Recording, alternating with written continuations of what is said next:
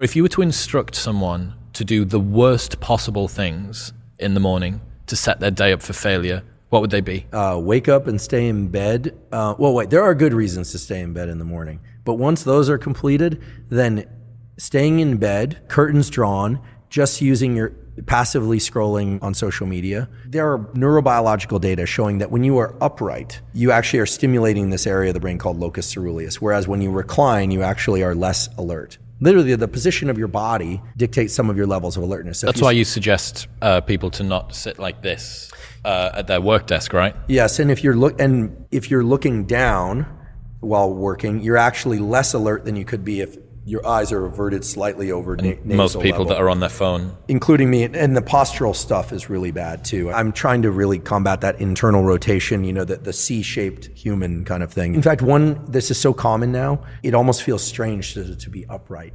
Like people think, yeah, exactly, the open or external rotation is good for us, we know this. But in bed. I would say in bed, so people are on their phone, they're in bed, they're not getting enough light, or just artificial light, or they're trying to get the sunlight through the window. Terrible. They are then going and sitting and getting into like hip flexor contraction. They're drinking coffee too early in the day. They aren't getting into any kind of movement, but it's mostly about this sort of randomization of activities. You're sort of making a cup of coffee while texting, not getting sunlight, then they're scattering that in with like a little bit of work, but then something hits that's stressful and they're diverting their attention. They're sort of building in this attention deficit-like disorder through behavior. So they're not single tasking, they're not monotasking, and they're not being deliberate or intentional with the things that they're doing. They're just allowing the morning to kind of come and take them wherever the wind blows. That's right. And I have to say, even though I describe my morning routine accurately, if I were to really optimize it, and I've done this from time to time, I would get up, I would hydrate, and I would immediately exercise.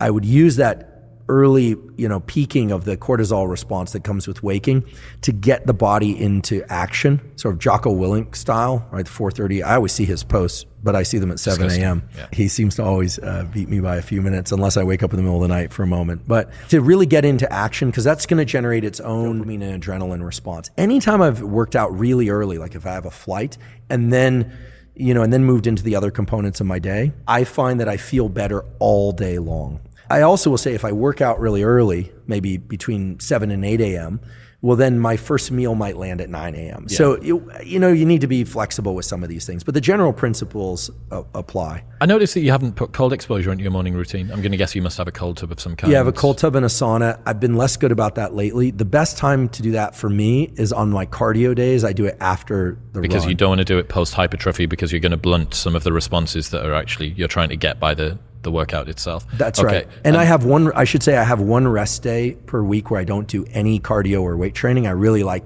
having a complete rest day, but on that complete rest day, if I can, I'll do 20 minutes of sauna and then cold for 3 minutes, 20 minutes of sauna and then cold. I'll make the rest day reparative. Yep. And generally we make that social where we're talking about things. And we're very social in our working out. Like we talk, my partner and I talk while we work out. When it's time to do a set, I become a little bit of like the drill sergeant. So like, let's do your set. But then occasionally I'm the guy doing a set and I'm like, all right, so this afternoon we're going to, but I try and really focus. And I enjoy training by myself too, but generally we train together. And then typically if we're doing ice bath or sauna, we try and coordinate those things.